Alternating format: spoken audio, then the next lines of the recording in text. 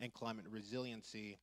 Give an example of with the sustainability plan, it notes to have your community assets, maybe like a school, something be more resilient in order for in a case of an emergency. Okay, you have the solar panels on the roof, you have battery power, people can actually power their stuff there and they know to go to that place. So different strategy scenarios like that. Next slide, please. And as we look for post-plan adoption, we have connections with plan areas 4 and 5 that border the area. So those planning processes will take in consideration everything that's in these plans, but also the different residents and people, because while these planning processes have these kind of boundaries, the residents and community assets do not. So they use each other's parks, schools, and all the assets. So really, it's bringing residents and city together to. Well, if there's a barrier, let's break it down, but also to elevate and bring people together. We look to Dream Boulevard as their project advances for their implementation. Natural Bridge unification, so there's a lot going on in Natural Bridge. There's no business district as well, so there's a number of implementation items that we can look to involve and invest in up there too. The Neighborhood Plan Implementation Awards. This has been offered by the Community Development Administration. So they have put out thus far, I think, 2.7 to 2.8 million for neighborhood plan implementation over the last 2 years. So we'll look forward to the 2026 rounds for that too. Looking to deploy different incentives with SLDC, elevate or create new partnerships or programs that exist in a neighborhood, and integrate with the ZOOP, the zoning upgrade. So there's a number of items that in this book, you look at design guidelines that can inform this zoning and just capital budgeting and just a number of other items too. 5-year affordable housing plan. Next slide. And then after this also, as I mentioned, we have the other planning areas going on. So look as a cohesive neighborhood planning program, newer to the city, that we look for the planning and bringing in our implementation partners. We have our neighborhood transformation managers as well who have been involved in the process too. So we look to coordinate more with these different departments. Next slide.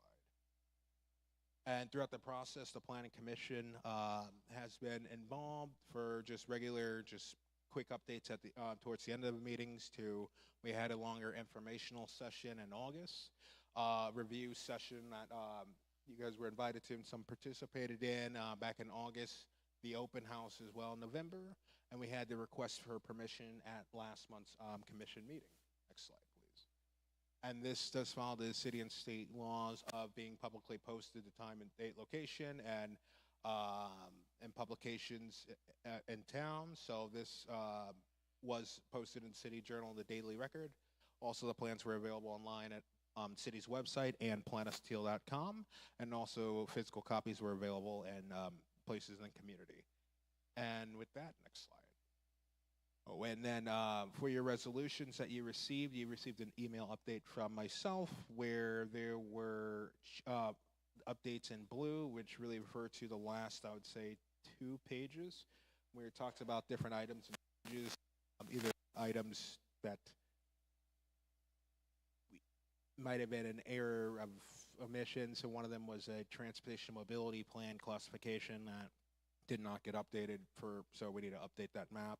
There are other languages in the plan that we want to update, or highlighting more of the developments that are pressing in the community that we want to elevate a bit more. So there's some items there and language regarding some of the sloop or in zoning items. But with that, we have our consultants here and they have a presentation, and then we're going to hear from members of the community.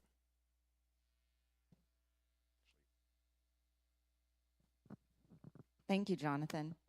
My name is Leslie Roth. I'm a principal of the Lamar Johnson Collaborative, and we were the selected planning firm to co-author this amazing plan that we're going to share with you today with community members. This was a very ambitious plan. When we received the RFP, we understood the challenges. We understood that the challenge that the city of St. Louis had, we understood the challenges that we were brought in to work with community on elevating, lifting up voice, and creating realistic and implementable solutions with. This was not an easy task, and we couldn't have done it without everyone in the room. This is a plan for not the 3 communities, it is 1 community, and we learned that through this process, that by creating a shared language together and co-authoring a document that community members can use for years to come, that this is a pathway to self-sustaining economic mobility, wealth generation, and a high quality of life. So we first wanted to start this process by expressing gratitude for the time and effort and hugs and love and tears and maybe a few harsh words that we went through to get to this point. So thank you all in the room for being a part of this process and partnering with us to create something that is meaningful to you. The names listed are everyone that has been a part of this process. We were thrilled with the outpouring of effort and support and time dedicated to this process, and we hope that this plan reflects those vision, aspirations, and goals for the future. When we kicked off this process, we wanted to start with a North Star. This is a vision statement that we return to time and time again throughout this process to ask ourselves, are we continuing to be on the right path? Are we moving forward with the vision that we set out to accomplish? So I'd like to read it to you out loud. The vision statement reads, we envision a resilient, connected community where Black heritage lives on through thriving institutions, vibrant spaces, and creative purpose-built places that honor generations of local leaders who shaped this neighborhood. Next slide, please.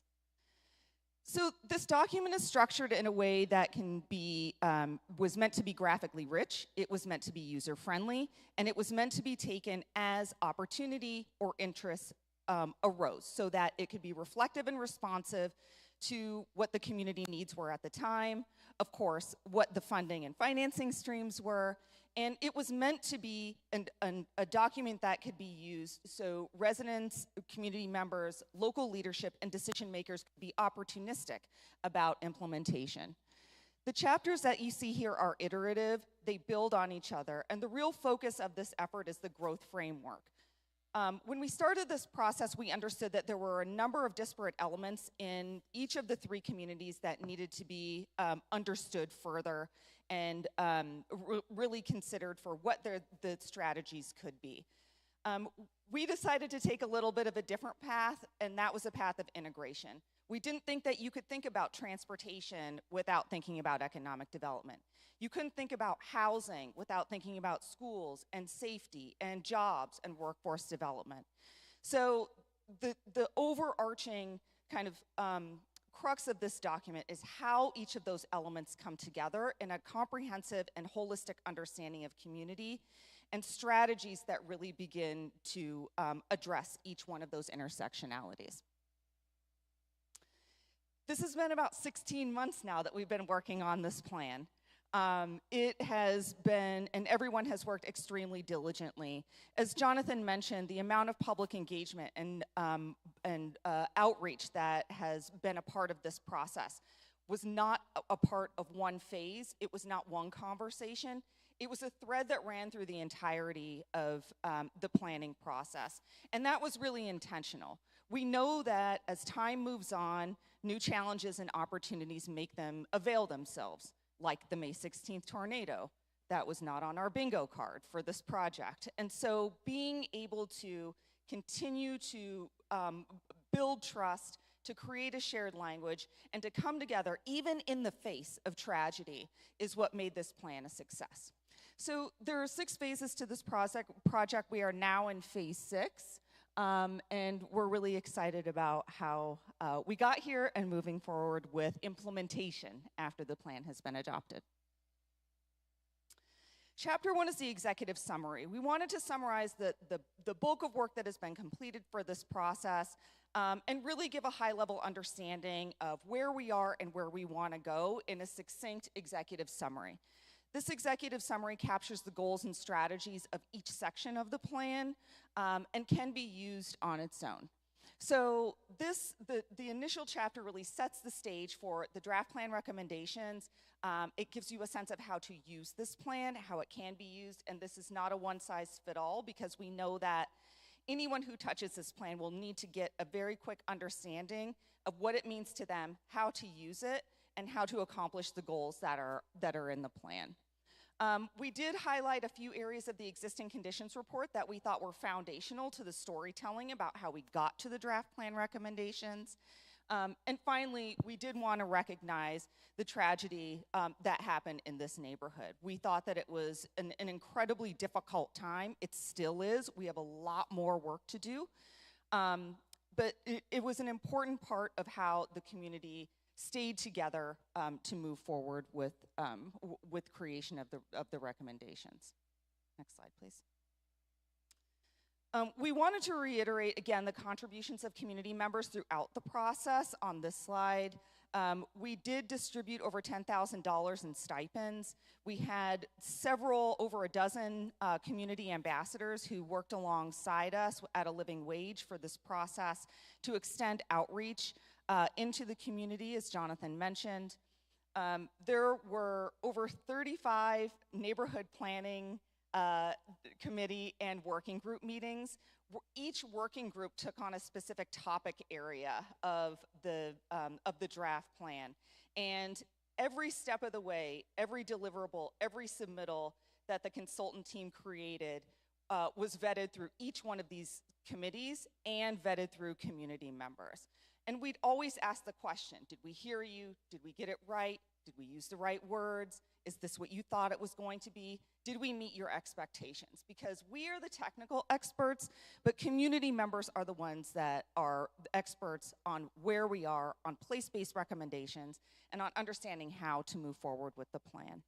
And lastly, over 3,000 people were contacted through this process, through on-the-ground door knocking, through mailers, through online engagement, through our monthly newsletters, intercept interviews, a real interview that we ran for online for about 6 weeks, workshops, working groups, neighborhood ambassadors, and word of mouth. Each time we had an in-person session or conversation or discussion about any topic related to this plan, there was more interest, there was more involvement, there was more curiosity.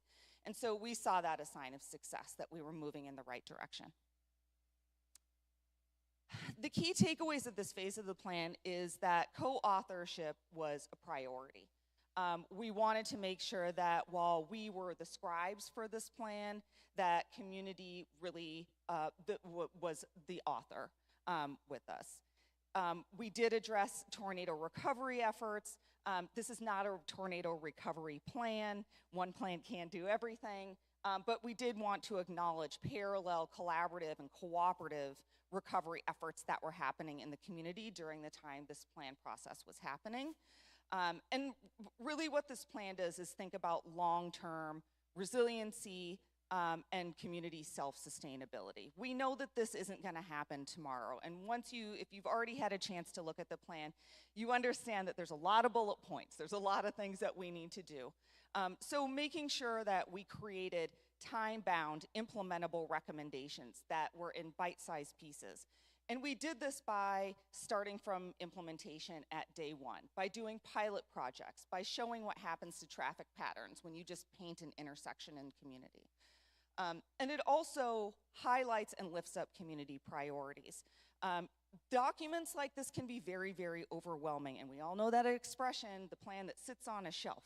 So to avoid some of that planning fatigue, this is not the first time that these communities have been looked at. We wanted to make sure that from the last day of this planning process, that we knew how to take one step in front of the other one. And as I mentioned, this is an integrated approach. We don't think these elements can exist on their own. They have to be integrated. We have to understand their intersectionality to make sense. One thing we learned through this process is when we create a document like this, it doesn't make sense if you can't use it. And there are a lot of words. And so throughout the entirety of this presentation, we have sprinkled in, instead of jokes, we've created scenarios to help everyone understand how this document can be used. These are questions that came up time and time again throughout the planning process that we wanted to daylight as a part of this presentation. So the first question is, what does the plan say about tornado recovery and rebuilding? We were asked this question many, many times and had a lot of discussions about it. What this plan does is it really links the recovery efforts to the plan's future, to the future of the neighborhood, to what resiliency can look like, to how we should rebuild and where we should rebuild. The plan actually gives very specific guidance on how to prioritize investment and parts of the neighborhood that can be stabilized and create a ripple effect throughout the rest of the community. So that was a really important piece of this puzzle. There are a few areas that in the plan that are referenced on this slide that go into greater detail about specific goals, specific strategies, and of course the implementation matrix, which we'll get into a little bit later in this presentation, actually gives guidance on partners who can help sort of carry the baton through some of those efforts, as well as tools for rebuilding efforts, funding tools, resources, and where we actually need to start.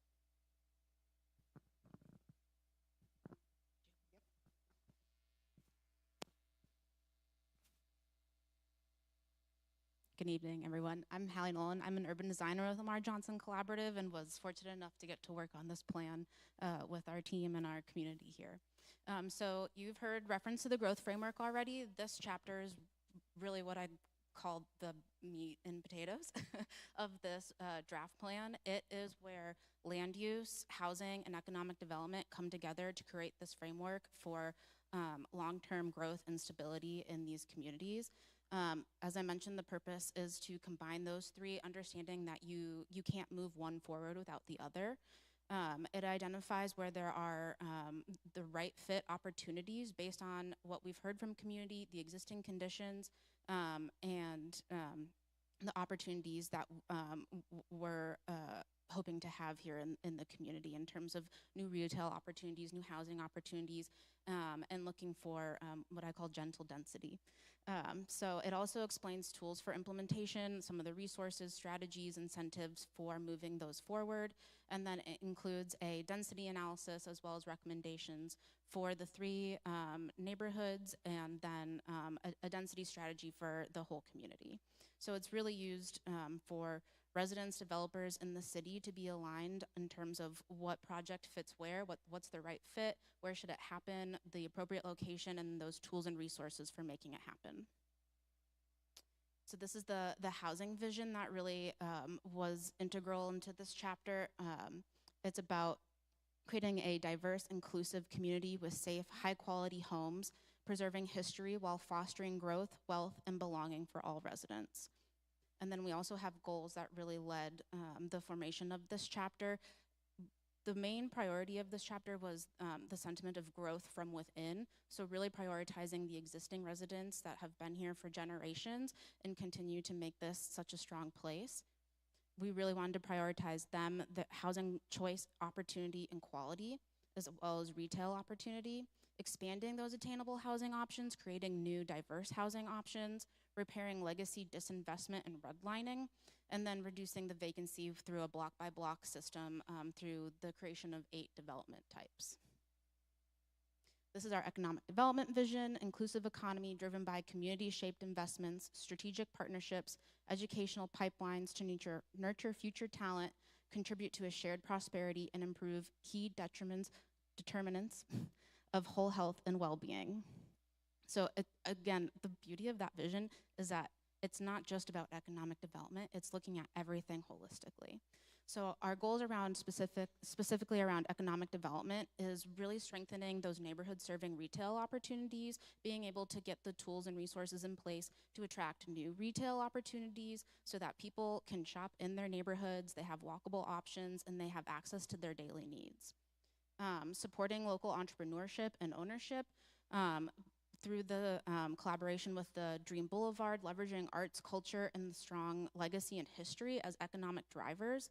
And then another strategy associated with that is activating the corridors and also key commercial nodes throughout the neighborhood, and then supporting the cultural tourism associated with the cultural boulevard.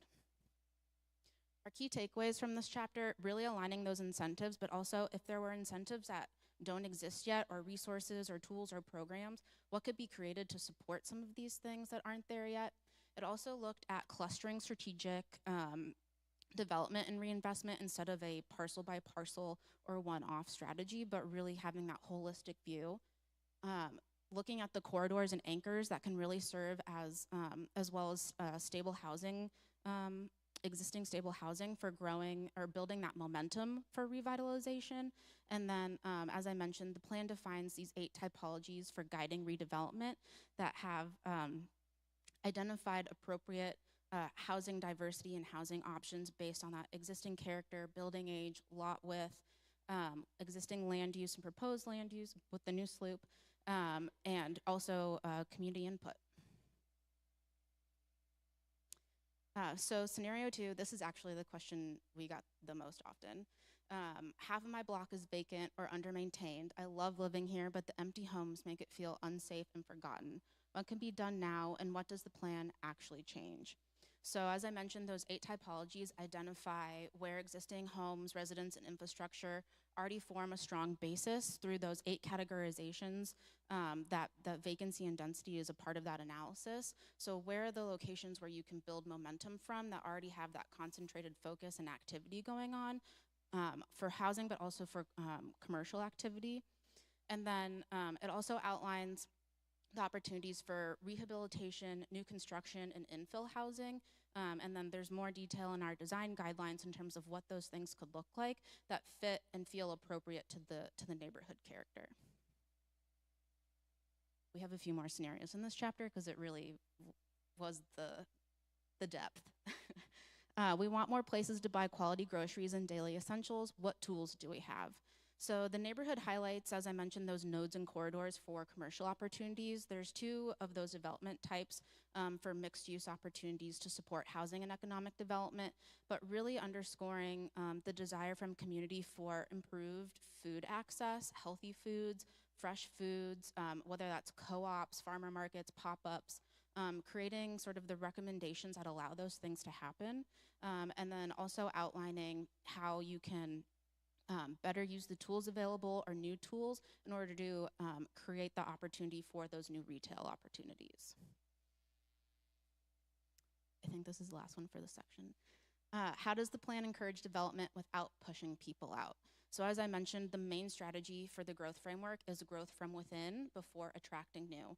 So the whole purpose of this is to make sure that people have choice and opportunity to stay in the neighborhood that they want to stay in, that they've been stewards of for generations. The plan really centers on that. We highlight programs like home repair, tax relief, down payment assistance, a lot of the resources that already exist or need to be further supported and highlighted so that people know those opportunities exist. And then it also shows how to pair these tools with new investment. Jonathan showed an example of the sort of housing feasibility study we did as a part of our placemaking and development scenario deliverable. So understanding what that gap is and what the needed subsidy is to fill that gap and where are the resources for filling that gap. I'm a liar, sorry. Scenario 5, how can local businesses and home-based entrepreneurs grow here? So the plan outlines, as I mentioned, in those 2 different types of commercial corridors or mixed use opportunities where opportunities for more of a local business or home-based entrepreneur fits within the community character, and then those typologies that support that type of use are outlined in the design guidelines. So a live-work unit, a mixed-use building with retail on the ground floor, a home-based business, those sort of things. We also looked at adaptive reuse for an incubator space or a smaller neighborhood-based business, that sort of thing. So really also identifying those incentives to support the feasibility of that type of thing. Transportation mobility.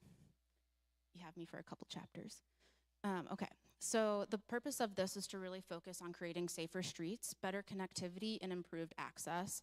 It highlights priority streets like MLK, like Van Deventer, like Natural Bridge, like St. Louis Ave. There's a few. Marcus, Euclid, Taylor, Newstead, but also Billups and Whittier as a key intersection and sort of loop from the MLK Cultural Boulevard. And then it also recommends where to add bike lanes, improved lighting, permanent bus infrastructure, what are priority intersections and sidewalks, and a phased approach for creating that safer walking network. So we identify those priority roads and opportunities in this chapter, and then the chapter can be used to help fund guiding decisions as funding is available. What are the top priority items that need to be addressed for transportation mobility? It also helps coordinate with the recently adopted transportation mobility plan, and then identify the resident priorities for improvement in connectivity. The transportation mobility vision, we envision a connected, people-first transportation system where streets are safe, beautiful, and accessible. Our public realm will reflect community pride, honor local history, and support a shared commitment to well-being. Again, a more holistic view within each chapter. So the key takeaway, I mentioned those major corridors that are high priorities. Improving those sidewalk gaps with a phased approach. So there would be 5 phases, and in the first phase, really creating a walking network so that every resident is at least a 10-minute walk from that network so that they can get to where they need to go.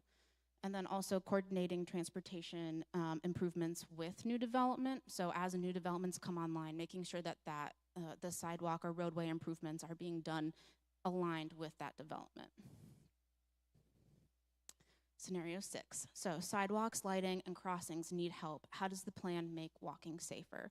So as I mentioned, we have that roadway and intersection priority map that you just saw. It identifies those key walking routes for that first phase of improvement, as well as the components of the sidewalk repair include improved ADA access to those sidewalks, lighting, and really thinking about streets more holistically in terms of their design as a public realm space and what they do to contribute to community character, identity, wayfinding, branding, more of that holistic view to what a street and a roadway could be. Community assets. So the purpose of this chapter, this really covers our arts, culture, historic preservation, but also our community assets of education, community hubs, community services, job force training, that sort of thing. So the purpose of that is, the purpose of this chapter is to help identify sites or opportunities, not only for preservation, but for celebration, for strategy around wayfinding, signage, and just sharing the strong legacy of the community. Really emphasizing that arts, culture, and education component, arts and culture as an economic tool, as well as education, but also understanding that there's a strong history and legacy in the neighborhood of the education providers like Sumner. Also connecting the Cultural Boulevard with other catalytic projects that we'll list further on in this section. And then it's used to help advocate for resources, not only to protect the cultural, educational, and recreational assets, but also to support them so that they can grow and support the population we're looking to attract. This is the arts, culture, and historic preservation vision statement. So it really highlights preserving the cultural legacy of the area, identifying the cultural district, the Dream Boulevard, sustaining an arts and culture economy, and telling the story of our past, present, and future while nurturing creative talent. The goals associated with arts and culture, again, preserving and celebrating that neighborhood history and legacy, supporting artists and the cultural spaces rooted in the community. There's a number of historic landmarks and districts to be celebrated and to be lifted up. And then protecting those historic buildings while enabling adaptive reuse, understanding that those buildings are ready for a new life and a new purpose for serving the community. And then using culture, arts and culture as a driver of identity and pride. Our community assets vision, we envision a reality where our public institutions facilitate upward mobility for all. And the goals associated with this are really strengthening the existing trusted neighborhood providers and services that exist to this day. There's a strong density in the neighborhood already, where it's really about further supporting them with resources, and then improving access to services across all ages and needs, and that is another component of the transportation mobility chapter, where the walking network is related to access to schools, access to healthcare, access to jobs. And then connect residents to those existing, as I said, assets and resources. A lot of key takeaways for this chapter. So the number one key takeaway is preserving the history of Black excellence in this neighborhood. It has, as I've mentioned, a strong, rich history. And that shows up architecturally, it shows up in stories, it shows up in the education, and celebrating and strengthening those is a key component. So anchoring that identity and community pride in those locations, and new locations being created, like the cultural corridor. Creating those clear pathways and access to job training, workforce training, educational opportunities. As I mentioned, strengthening those walking routes to improve that access.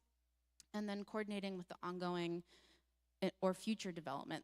There's a list here of all of those, and it's not an exhaustive list. So there is a lot of activity going on here. There's a lot of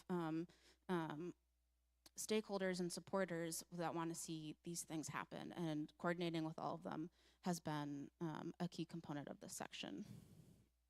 So scenario 7, our youth and artists need more places to create, gather, and learn. Does the plan support that? So yes, it identifies the institutions, parks, and historic buildings that are appropriate for that type of programming, or the building opportunities for adaptive reuse or repurposing in order to support those programs. Not only new programs, but programs that already exist today. And then strengthening and supporting those partnerships with Sumner, Tandy, and other service providers in the neighborhood. Design guidelines. So the purpose of this chapter is really to set some guidelines for the look and feel of it all. So we have design guidelines for housing opportunities that really look at creating, as I mentioned, gentle density and those other housing types that maybe aren't as frequent in the neighborhood, but look to bring back that population density. We have design guidelines for commercial and mixed use opportunities, design guidelines for public space, open space, and sidewalks and roadways. So this is to make sure that the community character is preserved and new development is supportive of continuing that community character. This is the vision for design guidelines. We envision a community aesthetic that expresses and cultivates our rich heritage and values, where all are greeted with gateways that invite you into safe, quality, dynamic gathering spaces, but with purpose, and that promote a healthy and resilient future where all belong. The goals associated with our design guidelines, really setting those clear expectations so that when a developer does come into the community, they already have expectations of what community hopes to see here, what they want it to look like, where they might want it to be placed, really creating those clear expectations. Strengthening the neighborhood character, as I mentioned, rather than detracting, supporting the building rehabilitation and adaptive reuse, understanding that there is a strategy beyond just infill and new construction, and then the design guidelines for the public realm and sidewalk is really to reinforce that pedestrian comfort, creating that experience of safety and comfort and sense of place while walking. And then using the design guidelines to create predictability for residents, developers, and city staff. The key takeaways, delivering projects that fit the neighborhood's scale, materiality, things like setbacks, while adding to the character and to the density. So encouraging those diverse housing types, as I mentioned, the design guidelines include single family, ADU, duplex, fourplex, 5 to 9 small unit family, multifamily buildings, a mixed use typology, and then it goes on into open space and the commercial but creating that stronger pedestrian and ground floor experience by creating standards for a level 1 for a mixed-use building, and really emphasizing the look and feel, materiality, ADA access, lighting, and then for streets, stormwater solutions, and safer intersections. Scenario 8. Can we get more housing options like duplexes, multi-unit, or senior-friendly units to allow for aging in place? Yes. The plan shows recommended sort of zoning adjustments through those development types outlined in the growth framework, and that also the appropriate housing typologies for those areas based on community input, the existing conditions, and community character, as well as identifying the strategies to support the building of those housing types to create that greater housing diversity, housing choice, and housing opportunity.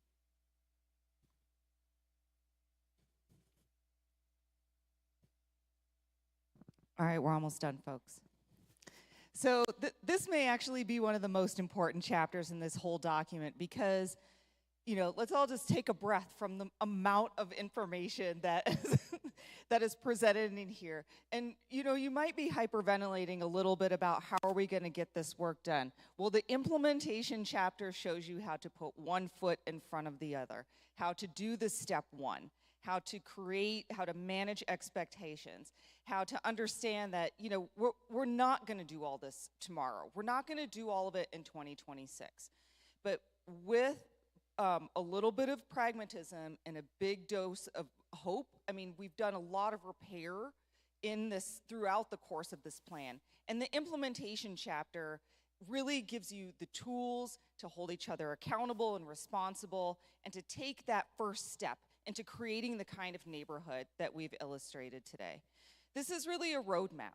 And the one thing about going on a road trip is that sometimes you do want to see that cool thing that wasn't originally planned.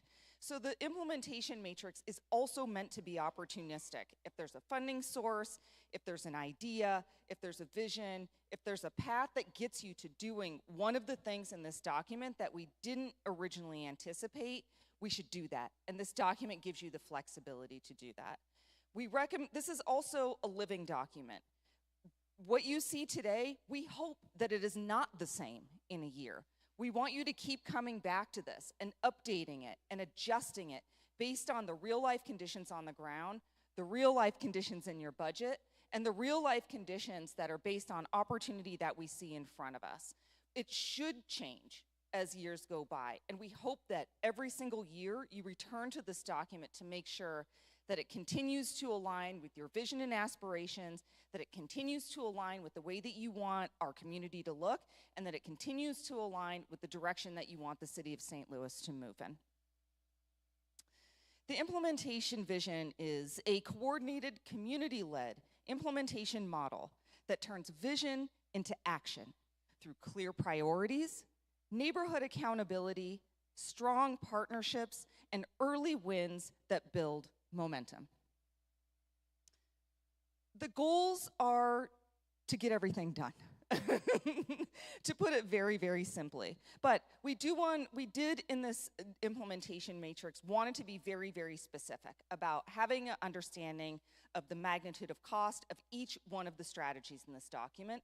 We wanted to identify who the leaders and champions of the plan were going to be, who is taking the community's hand and saying, come with me, who are the partners that we have currently in community, currently in decision-making and leadership in all of our networks, and where the gaps are. Where are the areas where we need to fill in some of the missing teeth in our social networks and in our organizational system strategy to make sure that we do have the tools and participation necessary to continue to activate this plan. And lastly, we encourage you to track progress through clear metrics. And there's a number of different ways that we can do that. The next phase of this project will be creating an implementation committee, but we give you some framework and organizational guidelines to create that dashboard. The key takeaways from this chapter include time-bound goals, strategies, and actions that are identified throughout each one of the chapters of this document. They are combined in this chapter, and they are clearly differentiated by topic area, so that if you want to do strategy 1 from transportation, you understand who you need to call, how long it's going to take, you have an idea of around how much it's going to cost, low, medium, high, and you also understand how to get there. There's an action plan. So we know that partnerships and collaboration are critical to the success of this plan, and we hope that this plan is one of those documents that can be a framework, can be replicable, and that can continue to guide the community to success. Scenario 9 question is, how do we use the plan after today? Well, there's lots of ways to use it. First, we have to adopt it, then we get to use it. But the projects have been prioritized. So working with the neighborhood planning community, neighborhood planning committee, working with ambassadors, working with local organizations to continue to lift up what those priorities are and advocate for how to get those projects implemented is one thing that is completely realistic and a great way to use the plan. Tracking progress, holding people accountable, and really understanding that the goal of this plan is to change what we're seeing today into what we want to see tomorrow. So continuing to move that forward. This plan gives you teeth, it gives you tools, and it gives you options and opportunities to be able to do that. And there's a variety of ways that where those are described in more detail in the plan. So what happens next? We kind of gave you a little bit of spoiler around what some of those priority actions were, and they're on this slide. We know that through the course of this planning process that we tried a couple pilot projects. They were placemaking, they were temporary, but they helped illustrate what happens when you see the translation between seeing words on paper and seeing a change in your physical environment. So that's the first bullet. It's beginning to identify the early wins, the low-hanging fruit, and the pilots that continue to build on the momentum that have been created through this planning process. As Hallie mentioned, through the growth strategy, this plan gives specific direction on a block-by-block approach to revitalization and resiliency in the community. So continuing to support that ideology, those strategies, with the actions in the implementation plan can also continue to build momentum. And lastly, continuing to build on the repair that has been done through this process, the trust that has been built, the capacity of neighborhood residents and community organizations that have been a part of this process. This was a lot of time and energy. There was a lot of education, there was a lot of collaboration. And so the next steps and priorities for this are moving that momentum into action. We mentioned Dream Boulevard. There will be a submission for Chapter 99, which is it's the process of approval that governs that process is coming up. And then the creation of an implementation task force. This is not the end of the process. I always say implementation is actually the beginning, because this is where the real hard work actually starts.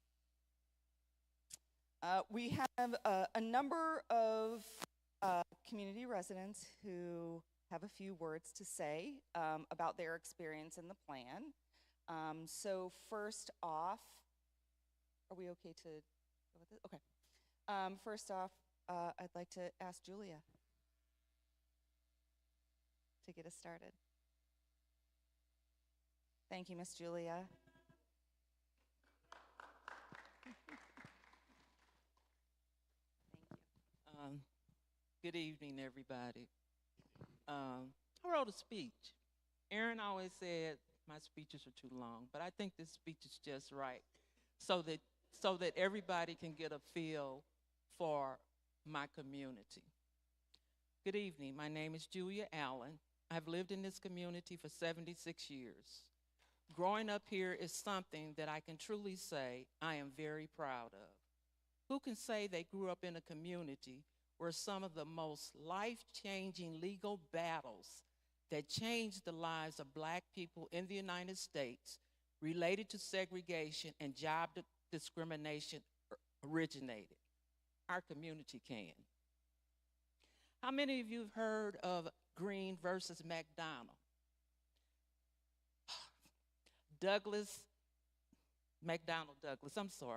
Shelley versus Kramer, the Dred Scott decision. Gaines versus Canada, Brown versus the Board of Education, Turner versus Clayton, and Liddell versus the Board of Education. Well, these are some of the lawsuits that came out of my community for the greater good of all of us in St. Louis and the nation. They had national impact.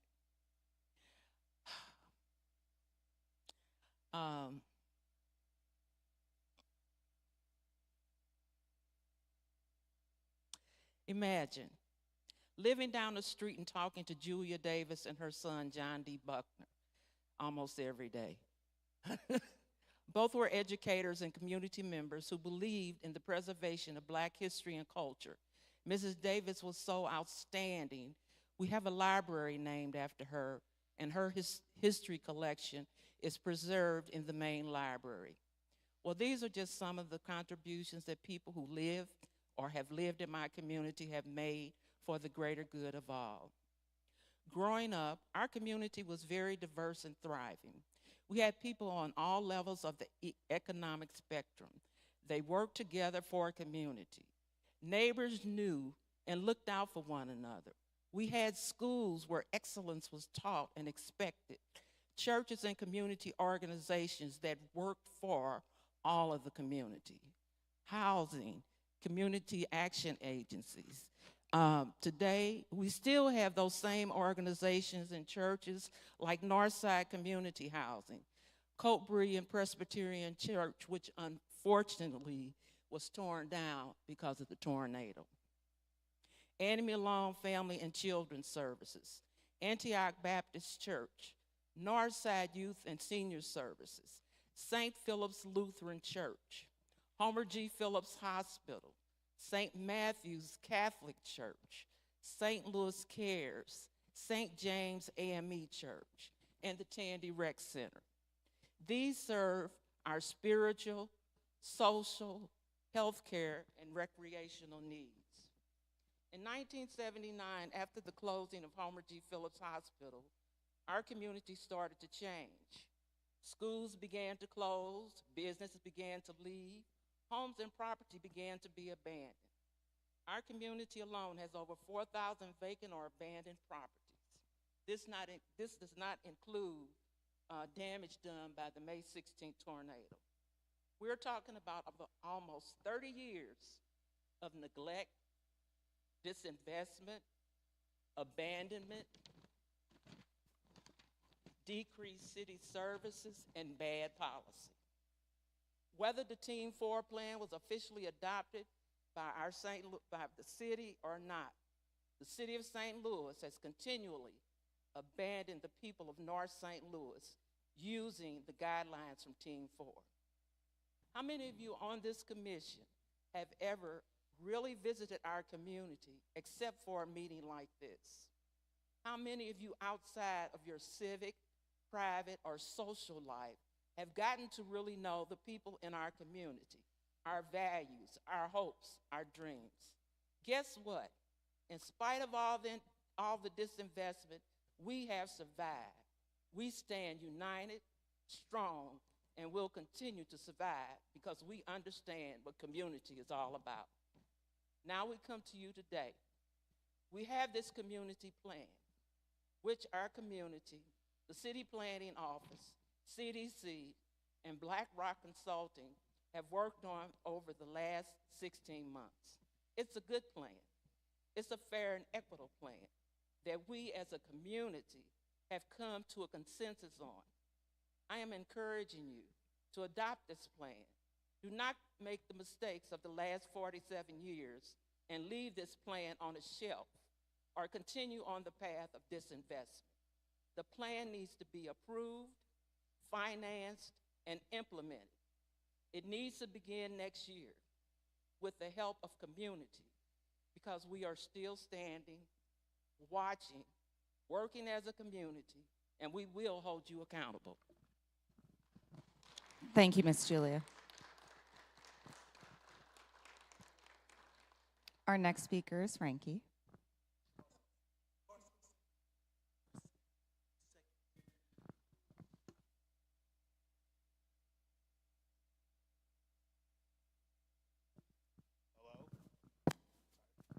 Hello, people of St. Louis, the city of my people. Good evening. I am Frankie Williams, a resident of the Ville and an artist.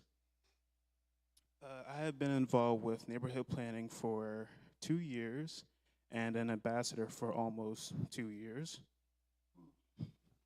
Neighborhood planning is important because it is crucial for addressing historic disinvestment, ensuring equitability,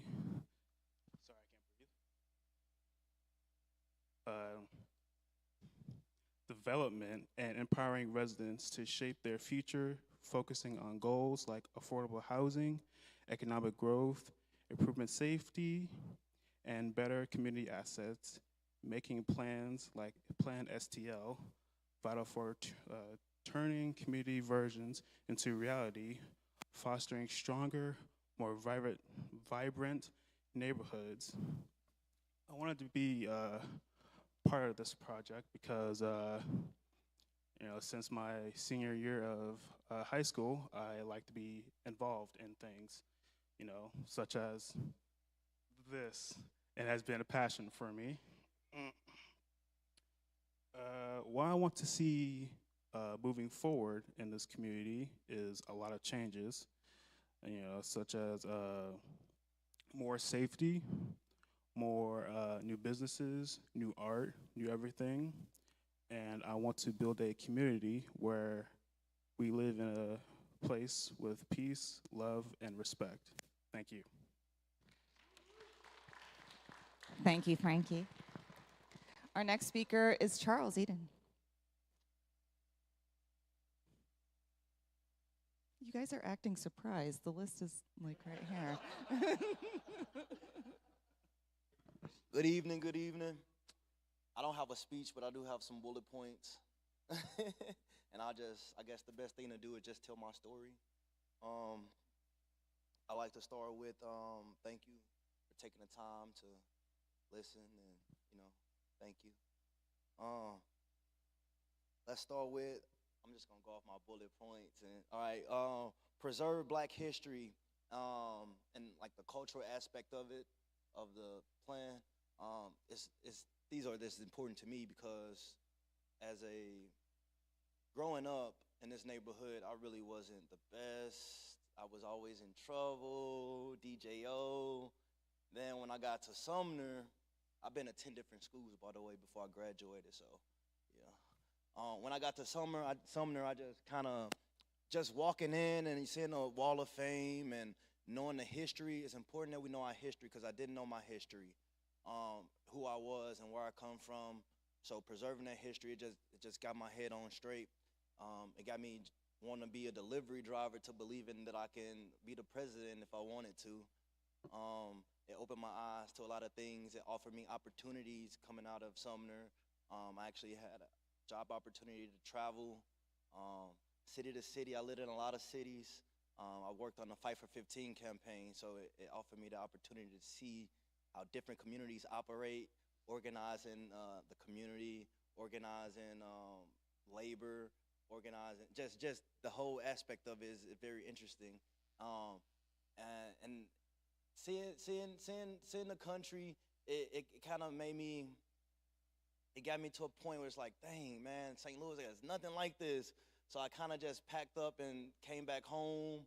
I found one of the old LRA houses. It was abandoned for, I think, like 16 years, 17 years. And I've just been working toward perfection since then.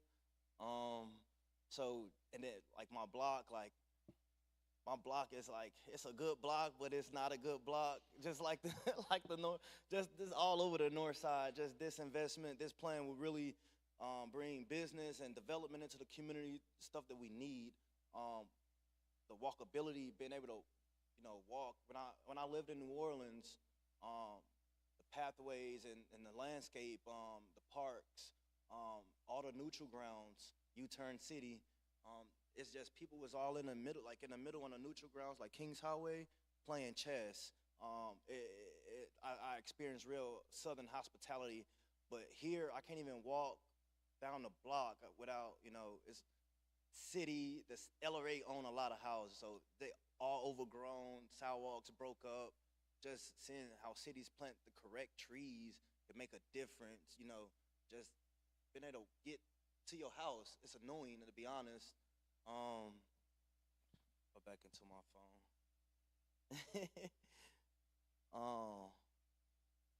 So yeah, I'm gonna end it right there. Thank you. Thank you, Charles.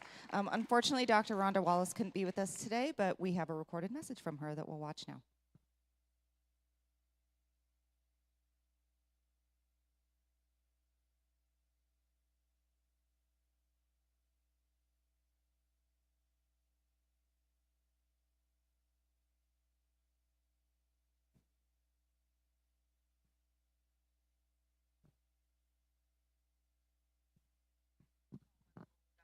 We all say roof, roof after that. I want to first apologize, y'all. I was just faced with a family emergency, so I'm getting ready to leave. But I wanted to vocalize, communicate, shout, or whatever it is, what I prepared to say to you this evening, because I'm very in support of and passionate about a stronger North Side. I truly believe that we can build a resilient and connected community where Black heritage lives on through thriving institutions, vibrant spaces, and creative purpose-built places that honor generations of local leaders who shape the neighborhood, but also help us be reflective on those generations and those local leaders so that we can fully support them and thrive as our students and community members are learning the history of the North Side. What I said was embedded into the community vision, and I vocalized it and said it to you because I truly believe that this can happen. Sumner High School is one of the gems of the Ville community. We have made great strides in ensuring that our community and our students are well versed in vocalizing not only their wants but their needs as well. I support scenario 1 fully because this plan links the immediate needs with long-term strategic rebuilding plans. Now, what I said is very important. It links the immediate needs with long-term strategic rebuilding plans, which is needed for the North Side community. It needs to link up for it to make sense, y'all. I support the vision of having a safe community with high-quality homes that preserves the history of the Ville community. Now, we want to preserve, but we do understand that we have to sometimes not preserve. But we do have beautiful homes in this community where we can preserve those homes and continue to teach our community and our students the history of the Ville and the North Side. We need an economic development plan or vision that is driven by community-shaped investments that are embedded, y'all, in sustainable partnerships. Now, this is a part of the vision for the development, but we need to embed those partnerships into that so that we can have those sustainable partnerships and also create a family-based partnership with our community members and community partners that will really focus on how we drive our community decisions and how we shape those investments. Our community is in need of establishments that will provide quality groceries and daily essentials, and y'all already know this, I believe in this wholeheartedly, including fresh food vendors and co-ops, gardens, and anything that our students can walk past and have the opportunity to have fresh food. But not only our students, but our seniors, our community members, and everyone that will have the opportunity to have fresh food vendors, and just the opportunity to pick their own foods, grow their own foods, walk into establishments where food is freshly prepared, and ready for them to take home to prepare for their families. I support the strategic and intentional plan to grow and develop local businesses and home-based entrepreneurs. That's my jam, y'all, because this is great modeling for students and community members. We need to model how that looks. How do you grow and develop a business? How do you sustain a business? And how you do that if you want to have a home-based business or be a home-based entrepreneur, y'all. This is great modeling for our babies, so I'm in full support of that too. My support runs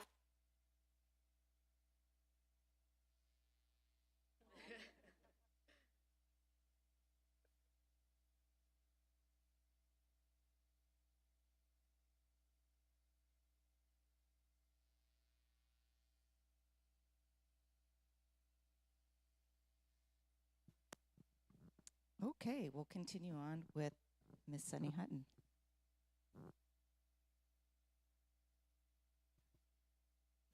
Good evening, y'all. Sunny Hutton, resident of Kingsway East and also community engagement consultant on the project. I am actually reading on behalf, I don't know if y'all got the intro. That was Dr. Rhonda Wallace, the principal of Sumner, all right. And I am reading on behalf of Douglas Thaman, the CEO, executive director of Northside Community School off of Euclid. He enters by saying my name is Douglas, but that's not my name. But you get where I'm going here. So they are a pre-K public charter school that has served families in North St. Louis for more than 15 years. He says, while I do not personally live in North City, our students and families do. They live in the Ville, Greaterville, and Kingsway East and surrounding neighborhoods, and for them, this neighborhood plan directly affects their daily life, how safely children travel to and from school, whether families feel connected and supported, and whether the community is a place where people can stay and thrive. My involvement in this planning process has focused on communication, access, and participation. Northside Community School has helped share information about neighborhood planning meetings, working groups, and opportunities for feedback. We've hosted meetings and used our school as a trusted space to make sure families understand what is being discussed and how their voices can be heard. Our school also serves as a neighborhood gathering place. We regularly host community events, including National Night Out. That was fun, y'all. That was a good time. Which brings together families, neighbors, and community partners in a positive and visible way. These events build relationships, increase trust, and reinforce the idea that this neighborhood matters and is worth investing in. This neighborhood plan is especially important because it is already producing tangible results. The Build Day pop-up events near Sumner School and St. Louis Avenue in Euclid showed how resident vision can turn into real immediate change. Safer crossings, calmer traffic, and activated public spaces. Families notice the difference right away, particularly parents navigating these streets with their children. At Northside Community School, we see every day how neighborhood conditions affect students, their attendance, stress, safety, and overall well-being. This plan aligns with what our families consistently tell us they want: safe streets, accessible resources, respect for community history, and investment that strengthens rather than displaces residents. The critical next steps is follow-through. North St. Louis has experienced plans in the past that did not fully materialize. The trust built through the process depends on implementation. So the early momentum we've seen must continue. Moving forward, I am committed to continuing to share information with families, to keep our school open as a space for community connection, and to support ongoing engagement so this plan remains grounded in the voices of those who live here. I urge the Planning Commission to support this neighborhood plan, not just in approval, but in action, for the families and children who call North City home. Thank you for your time and your leadership. Thank you, Sunny. Next we have Michael Burns.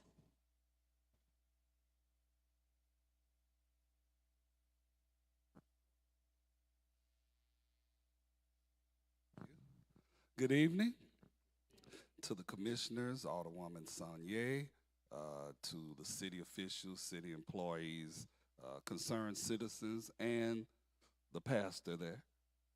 Good evening to you again. My name is Michael Burns. I am president of Northside Community Housing, and my remarks are going to be brief, not because I'm concise and an expert speaker, but because y'all had this at my dinner time. And I'm hungry. You didn't have no food here, so I'm going to get right into the business here. So I was a part of the neighborhood planning committee, especially the housing program group. On that particular group, we dealt with everything from sidewalks to lots, lot development, rehabilitation of properties, buildings, and residential, as well as infill and new construction.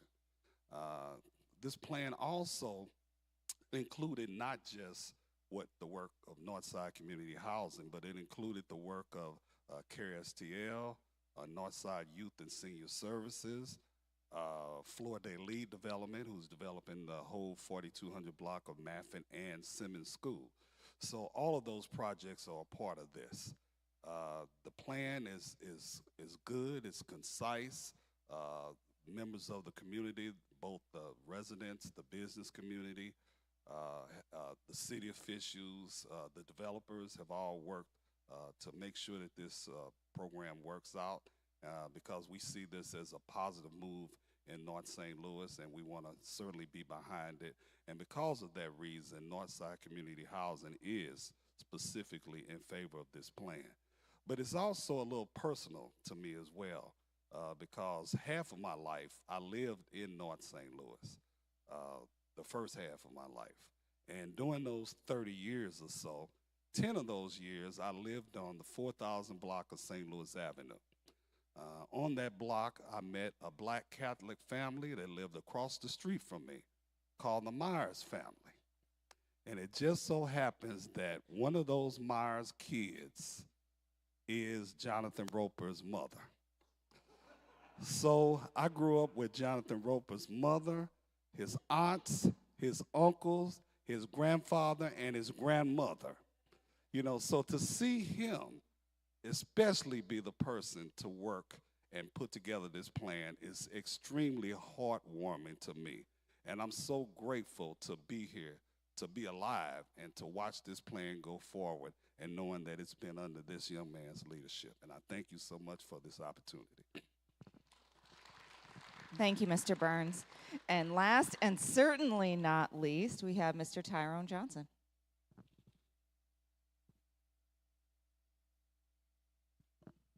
Thank you. I wrote a speech as well. Good evening. We hear a lot of beautiful words in rooms like this.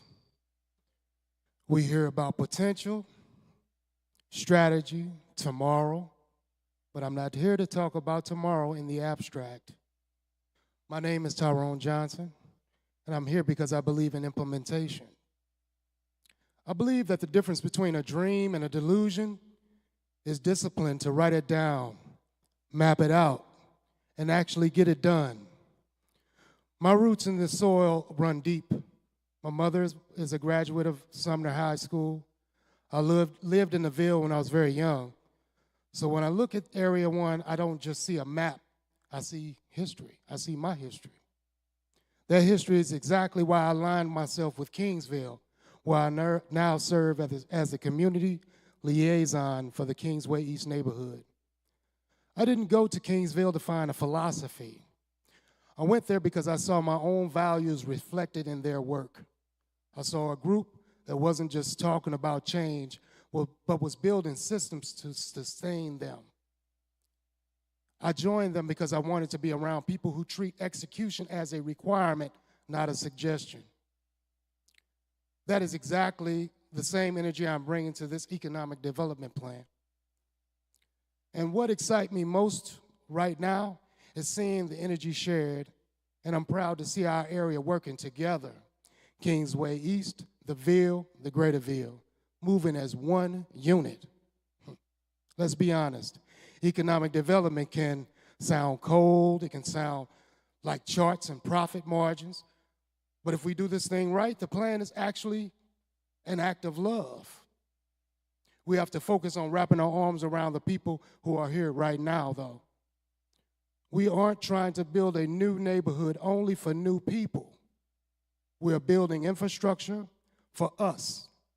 Implementation means creating a physical environment that tells our residents, you matter, you are safe, you belong. That is what these amenities are really about. I brought up safety kiosks and flock cameras. This isn't just technology, it's a peace of mind. It ensures that a mother or a neighbor can walk to the store and feel secure in their own zip code. We want coffee and tea houses. We need a place to sit down, look eye to eye with each other. We need a space to simply breathe. Health and wellness centers, because we cannot build a strong economy on the back of sick people. We need healing within walking distance. This is a vision, but a vision without a system is just a wish. We all know the danger here. We know that excitement is easy, but endurance is hard. We know that 3 months from now, when the paperwork piles up and the bureaucracy gets heavy, projects tend to fade. I'm here to make sure that doesn't happen. My commitment is to follow through. I understand organization. I understand the creative process. And I understand that we have to protect this plan from getting watered down or forgotten. This neighborhood deserves more than a good start. It deserves a strong finish. It deserves a team that implements what is promised. Let's wrap our arm around this community. Let's respect the work. Let's get it done.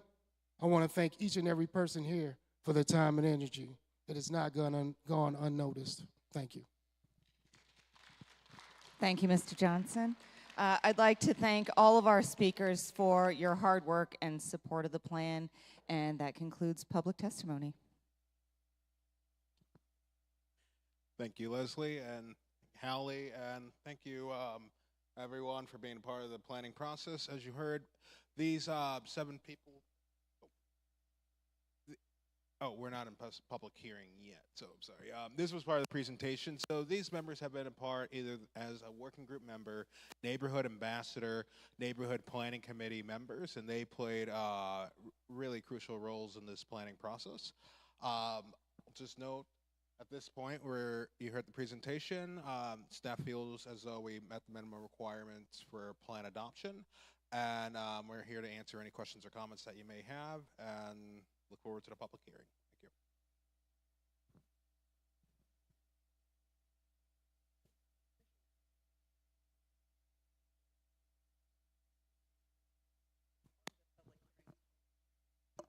Sorry, I'll use this. So we will be opening the official public hearing. If you haven't spoken yet, you have an opportunity. I have one person who is registered, but if anybody else would like to speak, the Reverend, and you would too, thank you. We'll go ahead and pass this out so you can write down your name. You'll have about 3 minutes to speak, and we will officially open the public hearing now. Oh, and if you're online and would like to speak, go ahead and put your name in the chat. As I said, you'll have 3 minutes to speak. When you start speaking, we would ask that you go ahead and say your name and your connection to the neighborhood. Move to open the public hearing. All right. The motion was made by Commissioner Batten, second by Commissioner Fowler. Call the roll.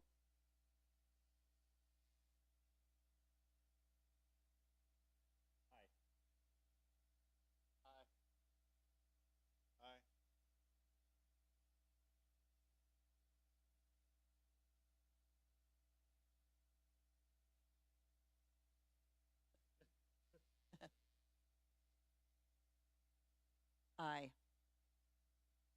All right, the public hearing is officially open. The first to speak that we have listed here is Althea Haywood. I ask you to come and I'll give you the mic. Hello, I know I only have 3 minutes, but I can do this. First of all, I'm part of Kingsway East. And what has surprised me, but what I heard, I cannot shoot this in the foot or anything. It sounds like a good plan. But the people that are in my neighborhood, that's around me, and we're talking about at least 4 or 5 blocks, we knew nothing about the planning whatsoever. We felt left out. And then, you know, so there is another neighborhood meeting that's happening at the exact same time. But I'm gonna tell you, going forward, and you're talking about building community, you're gonna have to make sure that you communicate with everyone in those neighborhoods. You have block units that you could have got notices out to people, so that way the block captains would have talked to people. But like I said, you have a section of people that feel left out. I'm a 60s baby. My parents were the second black family to move on my block. You know, we live next door to the Mitchells. So therefore, I don't want to say I'm militant, but I guess to a certain degree I am. I'm a Sumnerite. My teachers were militant. They taught us to stand up for our rights. So I'm watching what you guys are gonna do. I'm no longer sick. I'm much better now. But I'm gonna keep an eye on you. But I'm gonna tell you, you need to make sure that you talk to everyone, not just a few. Just don't set the committee and then don't say that we said something or bought into it. Because I know I have 45 houses on my block that I'm block captain. And none of us knew anything about this. So just remember that.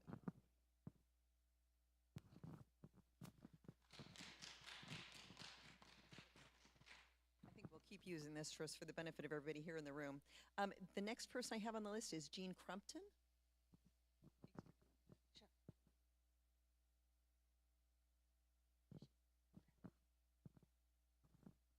Good evening, everyone. I'm Jean Crumpton, and I am with the Coatbridge Presbyterian Housing Corporation.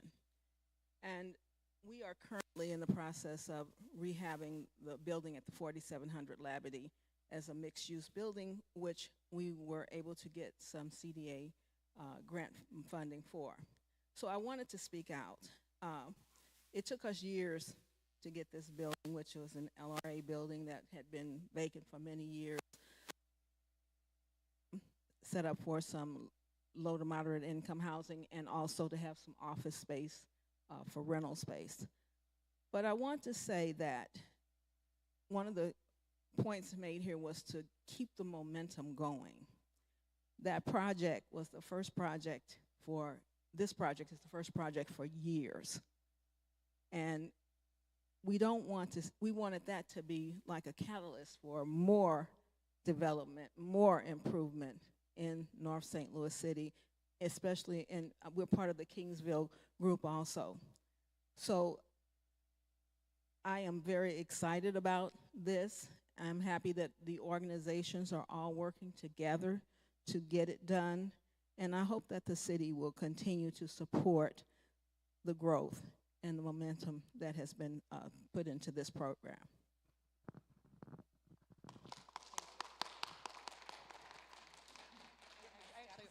I'm going to send you back to the Reverend.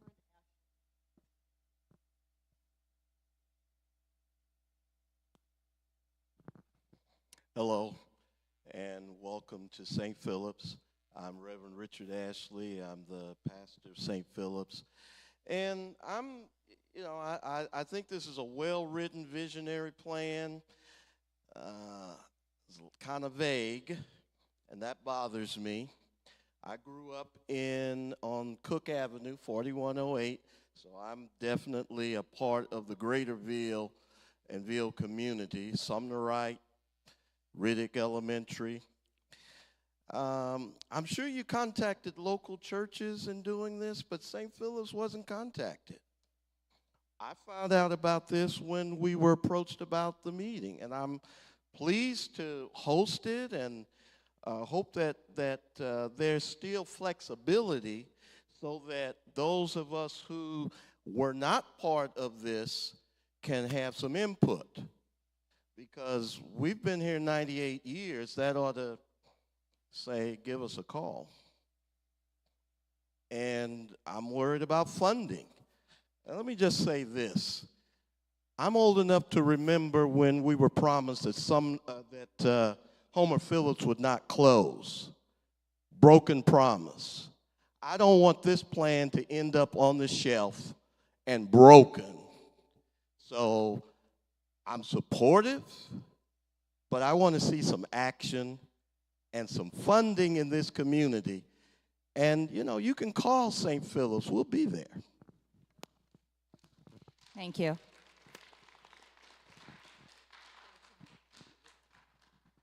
Okay, do we have anyone online that's wanting to speak? Sorry, I don't know who's in charge of the computer.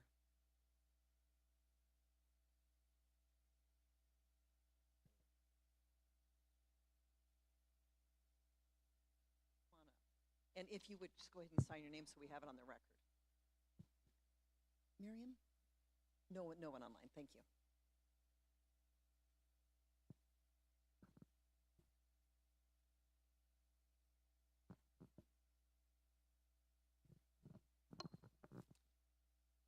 I would just first like to say this is my first time attending one of these meetings, and I'm here with someone else, and I'm really glad that we came because we're trying to do God's work and community work in the Greater Ville and bring some things into existence in the back end. So we did apply for some projects.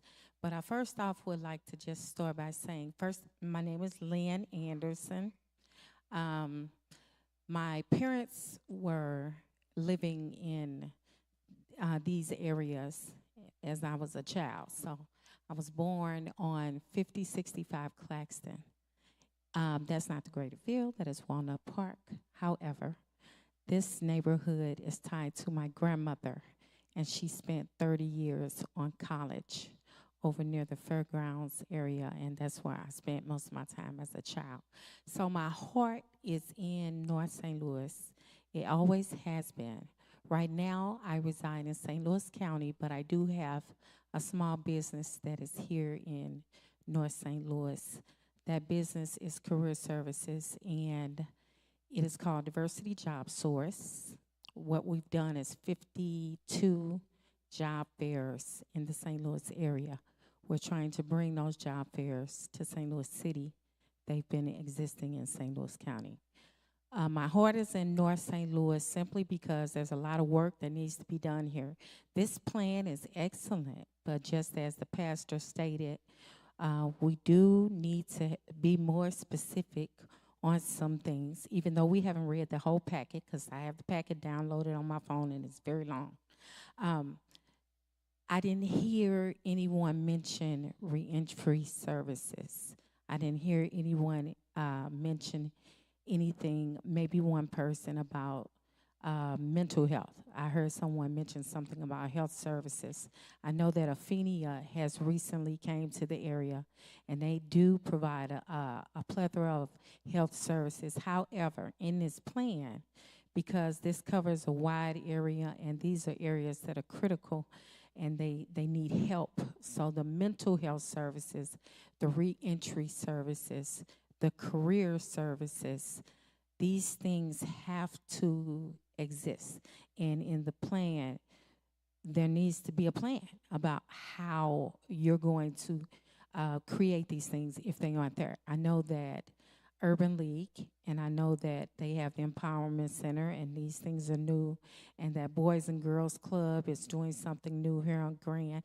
So I've pretty much been doing my homework because I was trying to see where my business is going to fit in on Grand. Because again, it all starts on the main streets which connect the dots. So you got Grand, you have Martin Luther King, you have Natural Bridge, you have Kings Highway. So, you know, these have always been the whole corridor of the route of getting things to be implemented that are going to be successful. There's definitely some things that have started that has been successful, and I really applaud St. Louis City for getting these things done. But I would say we've only 25% in. It's 75% still left there because our city is still has a lot of violence. We have a drug problem. So like in this plan, even though I know that these things are or technically regarding housing and supportive services and things like that. We do need to put the key items in the front that are going to grab the attention, because we have some major issues here. So to have sustainability, we're going to need some other things like some transitional living. Some people don't like to deal with shelters, but the reality is we have a homeless problem here as well. So the shelters are very, very necessary. Okay, community centers are missing. You only have a couple that comes to mind when you're dealing with this area, and so we need to have several come to mind when you're dealing with this area. So building of community centers are missing. Building of malls, and a lot of people think that's far-fetched. No mall is going to come to this. Well, I beg to differ, because when the planning is done, there is a conglomerate of stores that would come to this area, but we do have to focus on safety. So, you know, it is some other things that need to get tied in to the plan and be more specific, and some other people that do need to be invited to these meetings, because their communication and what they're going to convey and attribute to this plan is critical, like St. Louis Police Department needs to be a part of this plan. I don't know any other ones, but I know that that's definitely missing because we're dealing with safety. But anyway, I just wanted to say hello, and I am very glad that I got a chance to attend, and I look forward to the opportunity of continuing to attend these things so that I can be a part of the plan and part of the solution, just as I've been in the past with my career services. Thank you. Thank you.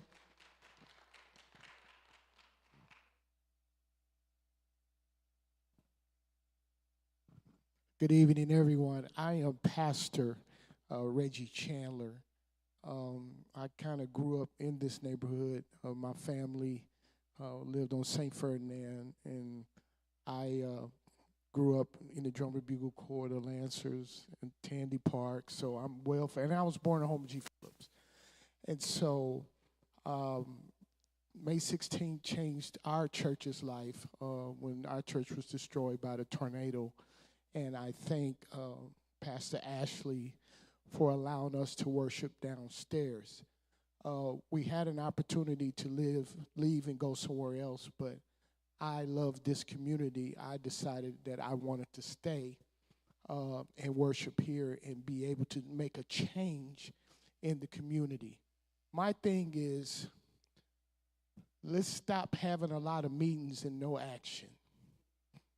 Let's do that. I'm kind of in the 60s. I was born, and I travel all over the country. And so there's always a lot of meetings. There was a job I was at. We had meetings on when we're going to have the next meeting, but there was no action. So I'm asking each and every one of you, I don't know you all personally, but you're going to hear a lot from me. I do a lot in the community. Along with St. Philip's, we just purchased over 80 sleeping bags, cold weather sleeping bags, and over 75 portable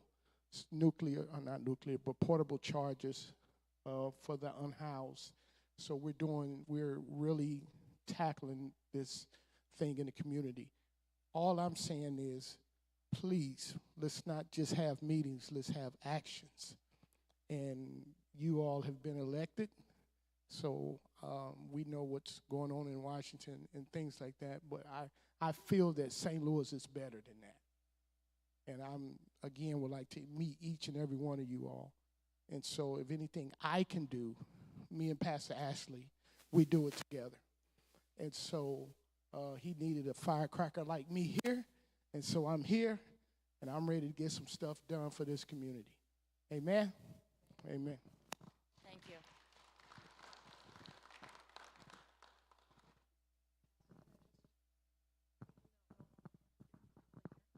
Thanks very much. All right, so that's the last of the public meeting. Need a motion to close the public meeting? Second? All right. by. Previous roll? Sorry, I interrupted Any objections to previous roll? And that motion was by Alderwoman Sanye, and the second was by Commissioner Huff. Any objections to previous roll? Nope. All right, hearing none.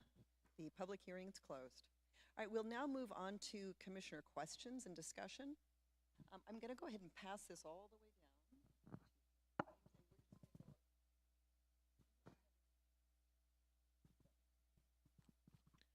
All right. Excuse me. I just wanted to say thank you.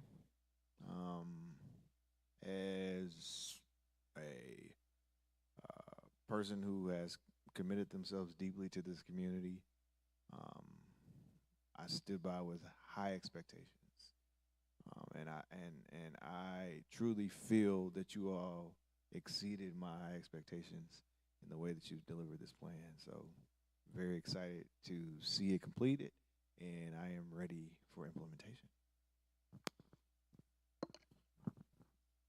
I would just echo the gratitude. I'm really happy to see you all here. I know you could be doing anything right now at 7:30 on a Wednesday night. And really, as an alderwoman, I really want to emphasize to you all that it's really important that you all talk to your alderperson, your locally elected official. Someone called this commission elected officials. This commission is not elected officials. I am an elected official as an alderwoman, and then there's a representative from the president's office, and there's one other alder here, but there are only 3 folks, and then everyone else is kind of staff or appointed in different ways. And so I want to provide that clarity, but I just want to make sure as far as implementation, when there's a developer that wants to do something, when there's a business owner that wants to do something, when there's someone who needs a zoning variance, your alderperson is going to be the key person that kind of facilitates those conversations and who is elected to represent your interests and have those conversations on your behalf. I'm lucky enough and honored enough to have some neighborhoods where we have neighborhood plans, and a lot of times I'm able to reference those plans when I'm telling someone, no, I don't want your payday shop, or I don't want your auto loan shop, or I don't want your whatever, insert entity that doesn't align with the community plan. So I just, in addition to just thanking you all for your diligence and participating, I just wanted to echo that I think it's really important that you make sure that your local official is tied into this process as much as possible, and that you guys are just being vocal and in communication with that individual about what it looks like to carry this forward, because that will be the person that coordinates with city departments and interested parties who want to come into your community and do this work. So I really wanted to highlight that and put that on record, and then just really wanted to thank also the consultants and the city staff and the departments for all of your over 1,000 doors knocked, over 4,000 pieces of mail sent. I know that everyone did not get reached, but I do see a good intention to do it. And I would just say, I think as we move forward as a commission, we should definitely talk about some of the things that we missed here, whether it's how can we improve our communication with institutions within communities such as churches, how can we incorporate the block captains and block units. I think these are just things for us to take note of as we continue these plans and make sure that more of our neighborhoods have them to cover these communication gaps, and I'm happy to stand in the fold and help with that in any way possible. Thank you. Thank you. A lot of great testimony here tonight, and I want to echo my thanks for everyone that has come out tonight. Thank you to the planning team. Thank you to the city staff. An effort of this magnitude takes a lot of time, and it's certainly a big group lift. So this is a great way to end the year, I think, in terms of bringing community together. And it's an incredibly important area and neighborhood for the city of St. Louis. It is rich in history. My family has history here. My grandfather came to St. Louis from Washington, D.C., my grandmother from the Philippines. They met while working as physicians at Homer G. Phillips. So quite literally, I don't think I would be on this planet without some of the legacy of the institutions in this neighborhood. So it's poetic that we're here tonight. I think that's great. As an architect, I love seeing a plan with implementation. I love seeing design standards.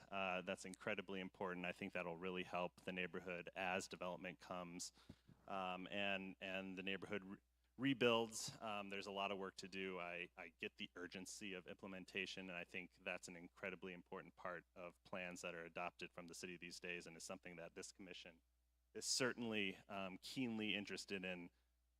We've recently adopted the strategic land use plan in the city, the transportation mobility plan, the sustainability plan, and all of that is going to be key as we work with these neighborhood plans and implement all of that together to really achieve the excellence that these neighborhoods deserve. One sort of general question, and this is for sort of city staff. So in regards to implementation, a lot of that has to do with, one, coordination among city departments on how we, and quasi-city departments like SLDC, CDA, on implementing these plans. And to do that often requires funding. So, being my neighborhood is the West End in the city, we've been lucky to get some CDA grants as well to jumpstart some of the projects that were identified in our neighborhood plan that was adopted a few years ago, which has been excellent to see.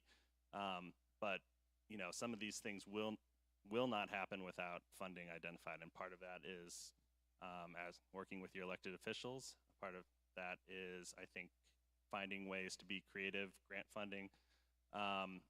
But I'm curious, as we go through this planning process for many of these neighborhoods, that it's going to be a challenge to get private funding, developer interest to do this, to do some of this work. And as a city, we've shown an appetite for transit funding, for repairing LRA buildings. I think there is an appetite in the city from its residents to do some of this work and self-fund some of this work through our own tax dollars. And is there,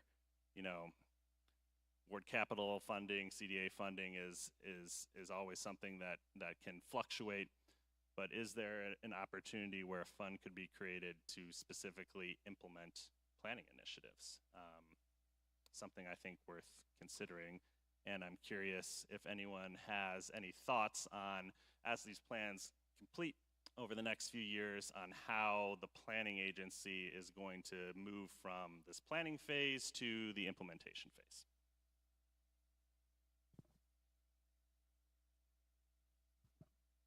Thank you very much about the question about implementation and funding. So we break down the different aspects. So there's not one funding, one aspect. If you're in the housing realm, or if you're in the transportation realm, federal grants, state grants might say you could spend it on this. We have to look at the ones that we have today, and we could maybe just change a little bit, or maybe collaborate more, or just say, hey, you have this Prop S funding, which is a new source of funding for LRA particular properties that did not exist before.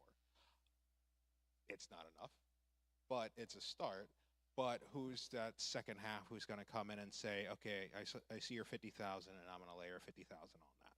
And who's a champion in the city who's going to talk about that and also do that? So, in looking at this particular plan, the development scenarios for one did look at, let's say, a house. It's not just you need weatherization repair money. You might need money to hold a property for a year when you get your other finances in order, when you get your loans in order, when you get your LIHTC in order, when you get your Missouri MHDC funding in order. So there's a number of stages of development that in this plan actually we did break down to look at and to say this particular person who's maybe the city, who might not be the city. And a lot of times it can't always be the city because we are limited, but the city does pop on a lot of those items because we're saying just don't use Prop S, use CDA funds for this, use Prop S for that, SLDC come in for this, and bring it all together. So we need to be better at that, which traditionally, well, we haven't been as good for that in a lot of neighborhoods. Other items, I know SLDC did hire a new grant writer, which is new for the city, and a lot of neighborhoods definitely needed, and they were trying to do it on their own as volunteers even.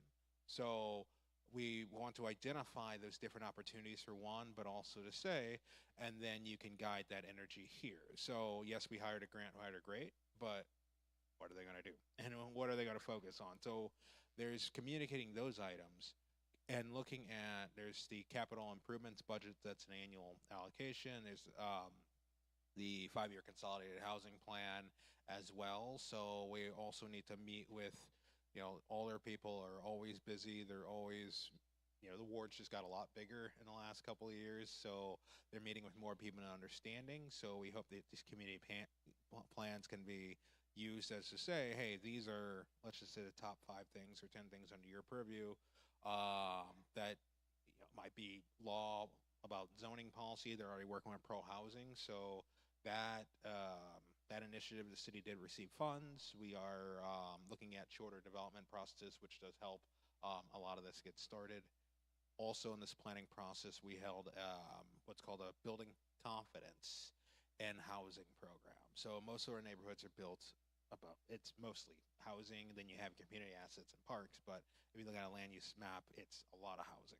So starting there, we also brought in bankers, insurance agents, and different nonprofits who actually build in communities. So Mr. Burns was one of participants there, but we also had others to say, okay, what does it take to make the city be more attractive, or what can they bring to the table? And a lot of it was, I'll just say, myself, Scott, Don, Miriam, we're planners.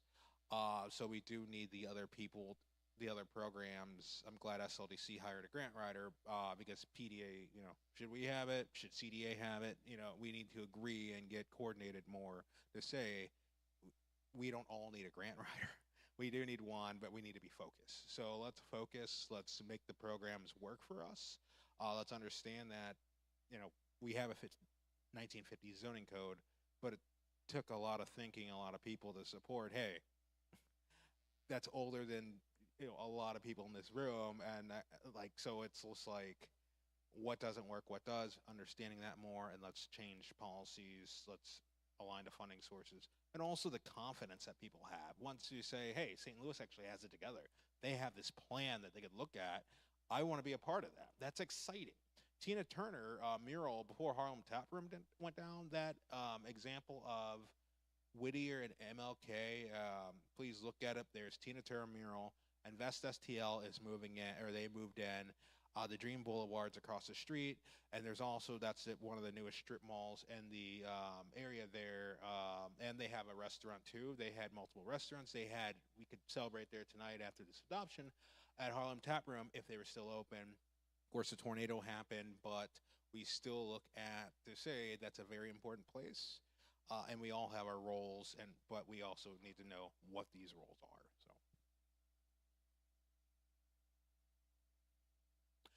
Yes, and so what pays for this program, the Economic Development Sales Tax of 2017, part of that was the planning, but also the implementation. So there is seed money available. The last 2 years of that funding, there has been matches that were made. So, and PDA being one of the reviewers of these, the grant awards, a lot of them came with a lot of enthusiasm, a lot of different matches to say, hey, actually, yeah, we went for 200, 300,000 for this. However, the alderperson's budget they put in capital award money, there's some private entities as well. So that 200,000 actually turned into $1 million seed. So we just put the 10%, 20% in. You got it, 300% out. So doing stuff like that, and to say, hey, we have these plans that we're advancing, and a lot of community to do it too. We need more programs like that.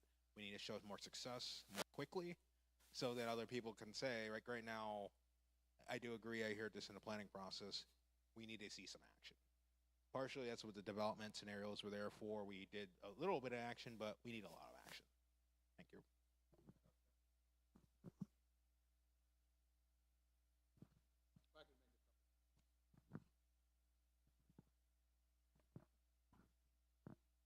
Good evening, everybody. Many members of my staff is here. I'm the city planning director. And certainly I remember coming to the Ville a long time ago and seeing a tree growing out of the top of Homer G. Phillips. And so, boy, I'm glad we've been able to make transformations. Very proud of this process. And the tricks that I've heard to make it implemented is let's remember to stay together so we can help find pieces to fund and help implementation. One of the things, what the Alderwoman was saying about is very important about the political process for budget allocation and such. But one of the things in the development process that you now have a very strong leg up with the adoption of this plan, one of the typical things the city does to help with physical improvements and new development is redevelopment plans. And they're generally done through the LCRA, part of SLDC. But the trick is, not the trick, the requirement is every one of those plans generated with some need to make a physical improvement, new building, help with a business, those types of things, is originated, but it has to come to Jonathan and his team and the Planning Commission to be found that that action is in compliance with the neighborhood plan. And that's a key thing. It's not, doesn't get to be willy-nilly. It has to be done in compliance with the neighborhood plan. And that's part of the system. And it's now a key component that you have, or certainly will, have an adopted neighborhood plan that imposes those requirements on that toolbox.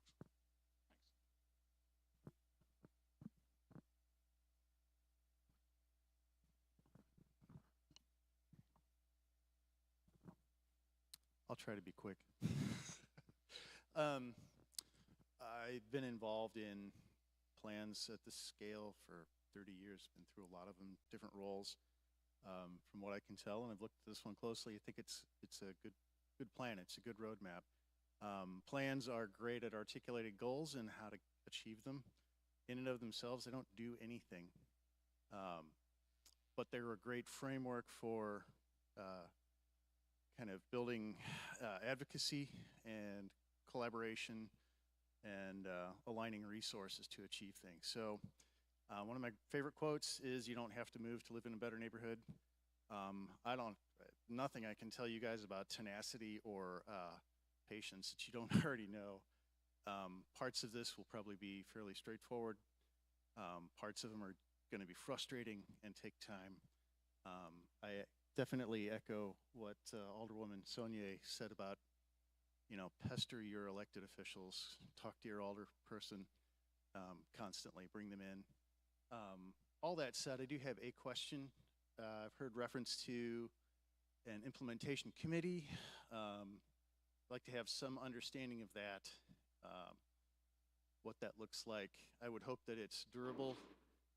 Yes, you need to include your alders all the way through implementation, but I think an implementation committee needs to be more durable than, it needs to outlast elected, election cycles. Alders come and go. Institutions tend to be here for 98 years or more. So I'd like to know that that implementation committee has some durable organization and muscle behind it. And to answer a couple of previous concerns about people that weren't involved in the process, yes, any plan has flexibility. Goals probably have enough common ground and for everyone to align behind, at least broadly. Implementation committees, particularly if they do include those who weren't maybe included in the process, can certainly account at it and improve the net results. If the people who wanted maybe to have been involved and weren't are involved at that level. So if staff or the consultant could touch on the structure of the implementation committee, what that looks like, and how that would move forward. Thank you. The implementation committee, so the city today does not have an official, let's call it an implementation committee. Actually, I would say the one that they do outside of the board bill to recognize neighborhood organizations, separate from that, the Chapter 99 Blight and Redevelopment Plan that happened in Project Connect area, which actually stated that the city, in making decisions of incentives over $1 million, had to go to this committee, and it spelled out that committee. Otherwise, in the city, there's really nothing formalized. The We Collab committee, implementation committee, we adopted the plan here at the Planning Commission about 3 years ago. Now has been meeting actually weekly for their committee, and there's other people who can speak more on that. But what we seek to have is people who have been involved in the process, or people who would like to get more involved with the process in development. So this would be the neighborhood planning committee that formally is today. There's a number of neighborhood organizations that either represented block units as well, who want to have more say in their development.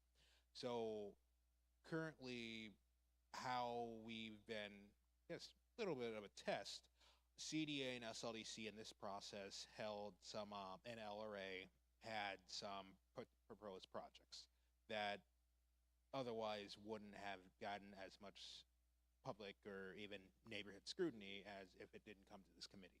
So they met a few times in this process, about 3, then continued to actually attend the neighborhood planning committees throughout, and also giving small updates about CDA. So we thought that was helpful, but right now there's a need from a number of people in the city to communicate with neighborhood consistently and regularly, but there's also need on the neighborhoods and to have this formalized committee. So right now, we are still looking into what exactly, the plan does spell out more about how that committee should be, but how that, there's the official, how the city recognizes that, or there's just how the neighborhood comes together under it. So we have more about how the neighborhood can come together, and different needs about who definitely should be there. There's definitely people that you heard tonight that definitely should be involved, but there's also what's a little bit in the working progress for not only this neighborhood, but Plan Area 2, Plan Area 3 is the city's formal, how do they recognize these different committees, what we're still working on too.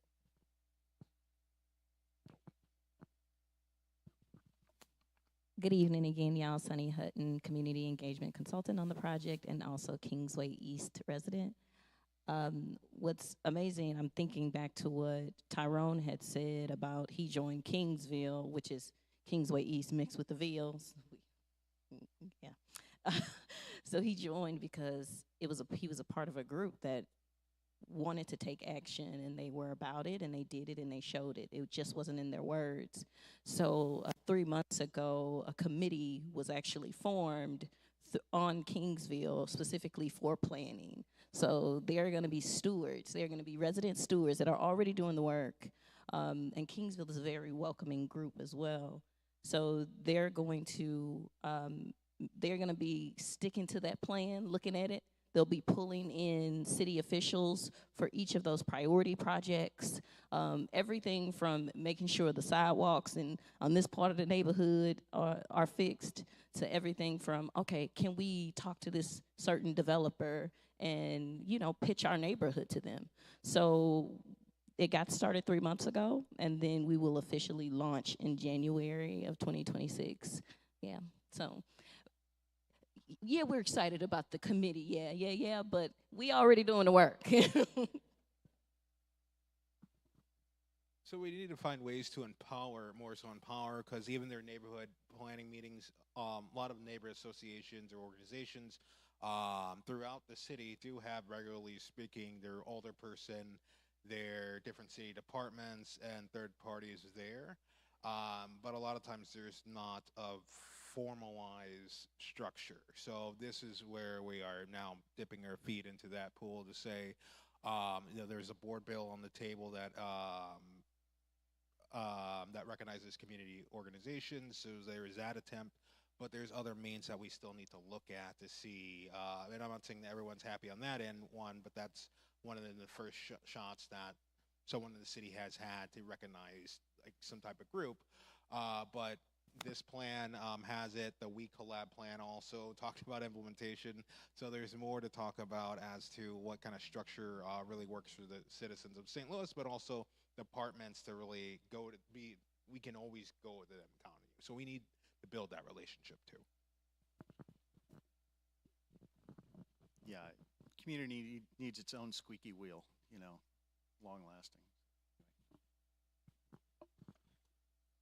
I'll try to be brief.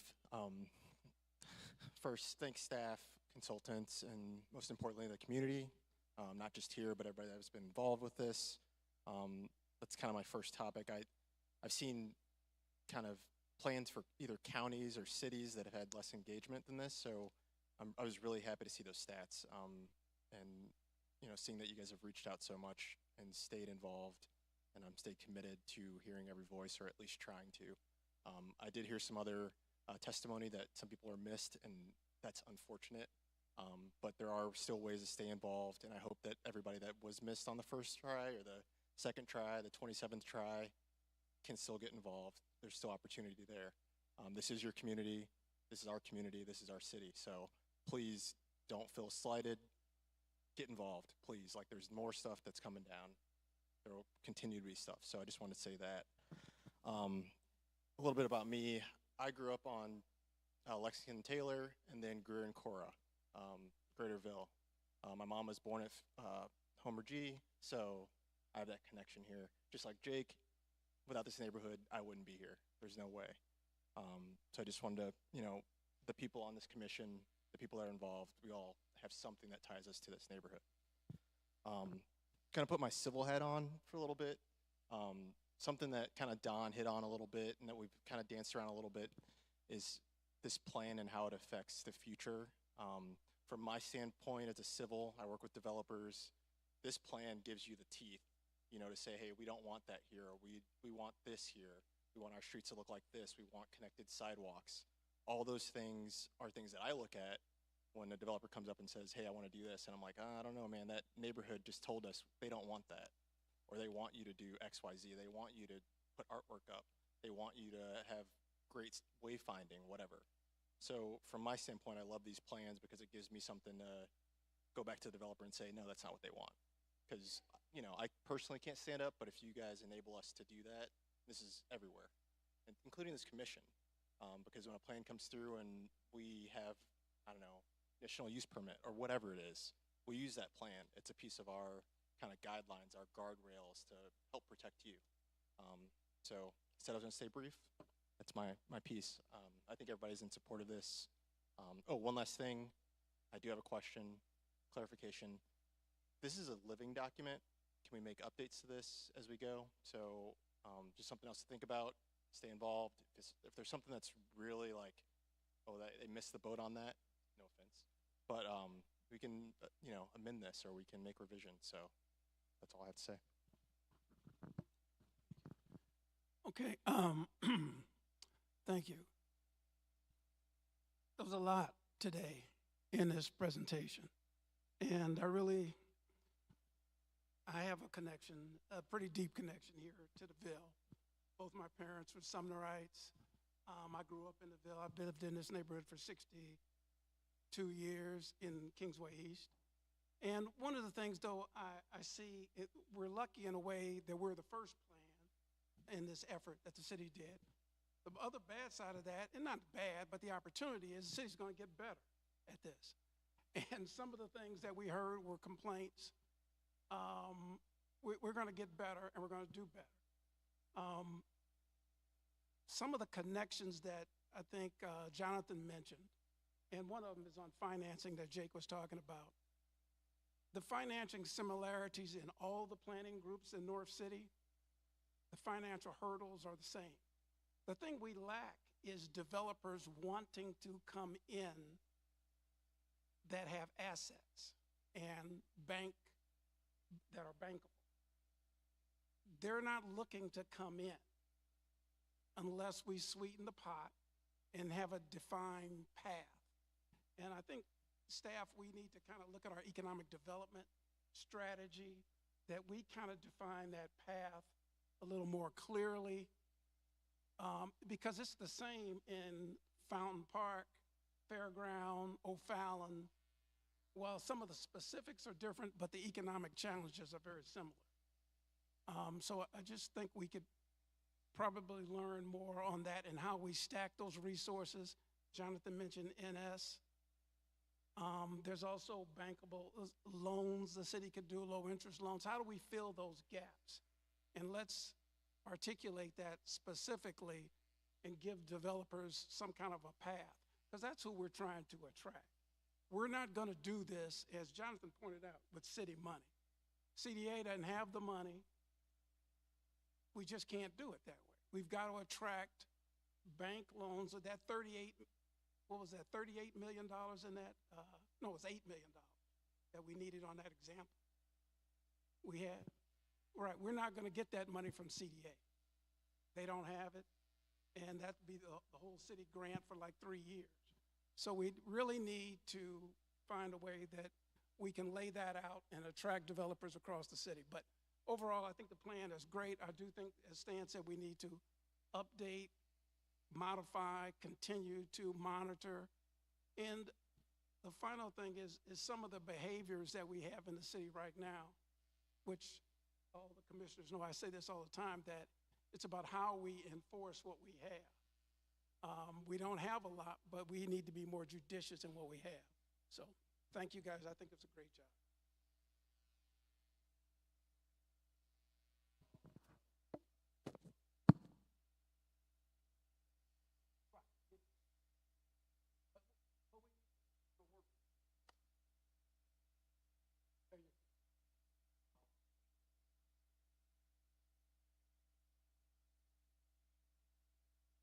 Thank you all for your work. I don't have anything more to add. I'm really interested in the implementation dollars. To Sterling's point, to everybody's point on the commission. Thanks for the engagement. I was going to say hi to Representative Kimberly Ann Collins. I don't know if she went anywhere, but I know she's a huge advocate for this community as well. So thank you all for your work. Looking forward to supporting the plan tonight, and good luck.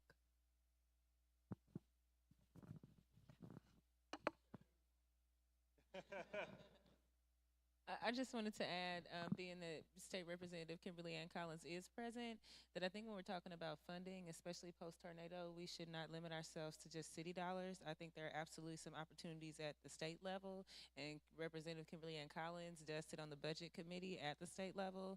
So I just want to make sure that we just remember it's not just on the city, and I do think that opportunity, especially post-tornado, we should explore that avenue for some funding opportunities for the implementation of these plans. It is hard to find anything to add to all the great comments that have been made so far. And I wasn't even born in St. Louis. I wasn't even born in Missouri. So I did not graduate from a high school in St. Louis. So it's really hard to talk about St. Louis. But the thing that I have to say I love about St. Louis is the love of the residents of their neighborhoods. You know, I live in the city because I love the city. It is inspiring to see people's passion for the neighborhoods where they live. You know, I know about the Ville. Everyone should. And to be able to bring that history to life is so important, and it's just really inspiring to see the work you've done to create this plan. The collaboration between the residents and the professionals has been really great, and I really look forward to seeing it implemented. And on that, I need a motion. Do you have recommended language, please?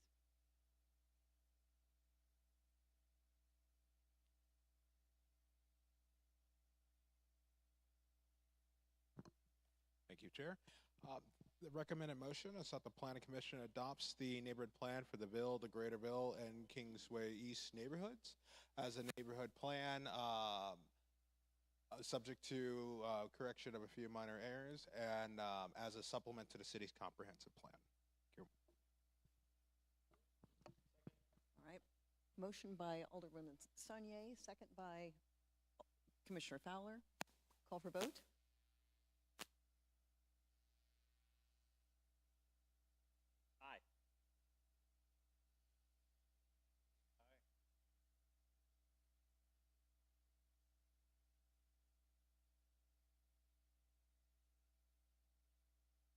Aye.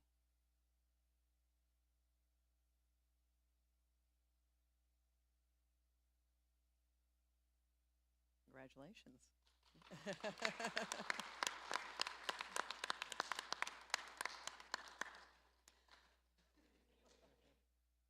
down to Don for the executive director's report.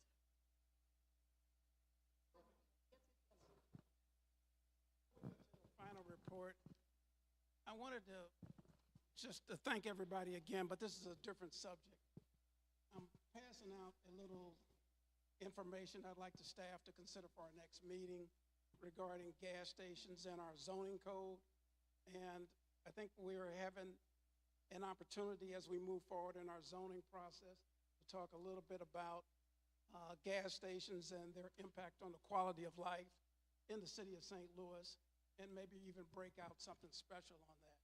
So, Miriam, there might be copies down there, but I wanted to talk about that. Kansas City, I attended the Missouri Planning Conference, and Kansas City had a very good strategy for working with their police department, their zoning and health and building officials on dealing with issues they were having with gas stations, and also set up design criteria for the stations as well. And I think that's something, they don't have all the problems solved. I don't think we will either, but I think it'll give it's a tool that we could use as we go forward in our zoning process to kind of give more direction to our code officials.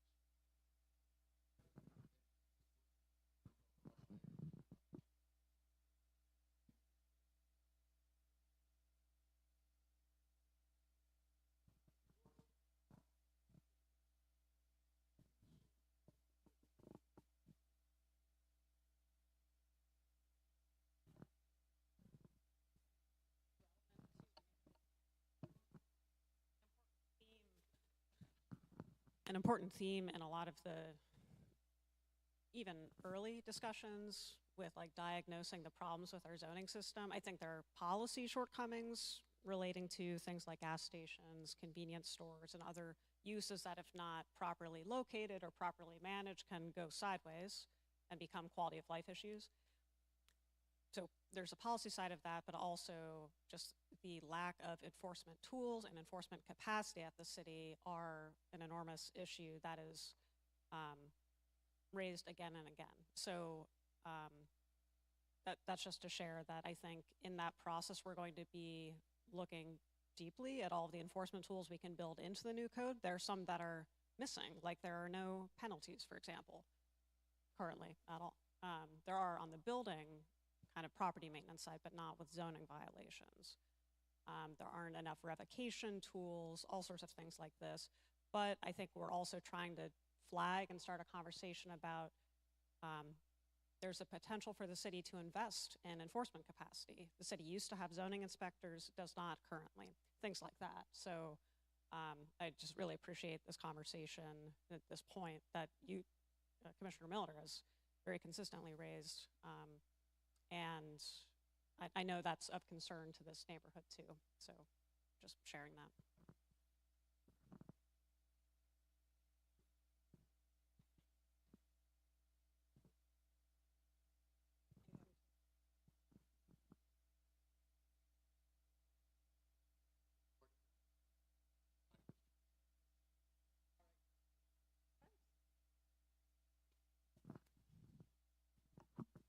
That is the end of our business for this evening. Do I have a motion to adjourn?